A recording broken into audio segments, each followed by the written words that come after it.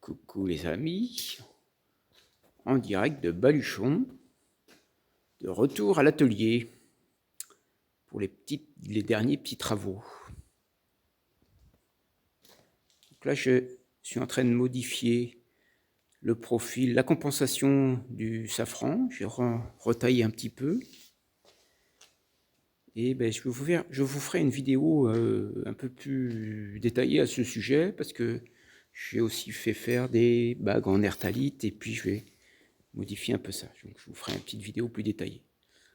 Bon, aujourd'hui, je vais vous montrer juste ce que je suis en train de faire comme petite bricole sur le bateau. Donc voilà, c'est de la bidouille qui prend un peu de temps, mais qui, avec un petit peu de discipline, juste 2 heures par jour, on avance pas mal, quoi. Donc j'avais un petit souci lors des essais de retournement, je m'en suis aperçu, et les jours de pluie, j'avais une fuite au capot avant.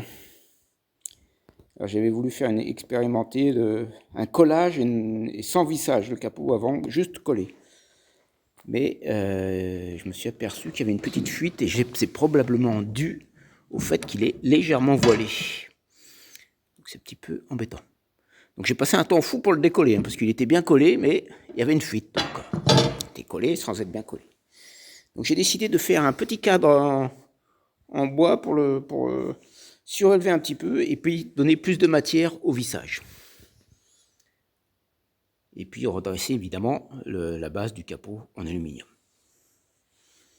Donc ça c'est juste collé et bon, un petit peu de finition, puis voilà, c'est reparti. Ça c'est rien du tout. Donc là évidemment j'ai mis aussi collé le panneau solaire. Et qu'est-ce que j'ai fait d'autre encore? Plein de petites bricoles. Alors j'ai aussi rajouté une sorte de système de fixation pour la patte d'ail. C'est un système fait avec plein de couches de fibre de carbone et que j'ai collé sous vide. Donc c'est hyper costaud pour tenir le point d'écoute. Alors j'ai 3 possibilités pour le point d'écoute. Soit je fais une patte doigt avec ces 2 oreilles là et une poulie, soit je l'accroche directement ici pour les allures portantes où il n'y a pas besoin de réglage trop fin. Voilà. Si le panneau solaire arrière, lui qui n'est pas encore fixé mais qui va être fait d'ici peu. Et puis il y aura une antenne, l'antenne du détecteur AIS et l'antenne du détecteur Merveille de chaque côté, et un petit mât pour mettre le feu de navigation. Je sais pas si... C'est un système qui sera souple parce qu'il sera fixé par un système d'élastique et que je pourrais basculer pour pouvoir accéder au feu de mât, et puis je mettrai les pavillons en haut aussi sans avoir à sortir du bateau. Parce que le principe de ce bateau, c'est qu'on ne sort pas se risquer sa vie sur le pont. On reste à l'intérieur, un petit peu comme un canot de sauvetage. Voilà. Autrement, si vous avez un peu de temps, je vous fais visiter l'intérieur, qui est aussi en cours de bricolage. Hop là. Voilà. Alors, un beau matelas tout neuf. Enfin, il n'est pas tout neuf, c'est la mousse que j'avais avant. Et c'est une mousse qu'on m'avait donnée en Nouvelle-Calédonie. Et là, j'ai fait refaire une housse en toile PVC. C'est de la grosse bâche à camion. Alors c'est pas très agréable pour dormir dessus parce que ça colle un peu, mais bon, on s'habitue un petit peu, à la longue on s'habitue. Mais c'est surtout que ça se tâche pas, ça se salit pas.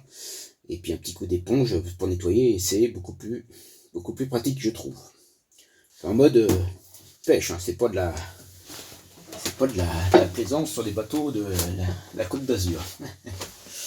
Voilà, donc là alors j'ai cassé ma tirelire, je me suis offert des batteries au lithium. Enfin, on m'a aidé à m'offrir cette batterie au lithium. Je vous en parlerai, un partenaire très sympa qui m'a aidé pour ça, et j'en parlerai un petit peu plus tard. Et donc ces 2 batteries au lithium qui sont hyper légères, ça n'a rien à voir avec les batteries gel, même si c'est un peu plus cher. Et il y a ces 2 batteries de 20 ampères-heure. C'est un petit peu costaud quand même. Il y en a plus que j'en ai besoin, mais bon. Voilà. Donc l'avantage des batteries au lithium, c'est qu'on peut les vider presque carrément et on peut les re-remplir et elles ne perdent pas en capacité, contrairement aux batteries gel. Donc c'est beaucoup plus. Il y a deux avantages, donc de pouvoir les vider et aussi le poids qui n'a absolument rien à voir. Donc ces deux batteries seront collées à la mousse PU dans le fond d'un bidon comme ça, avec un coupe-circuit qui sera sur un passe-coque étanche.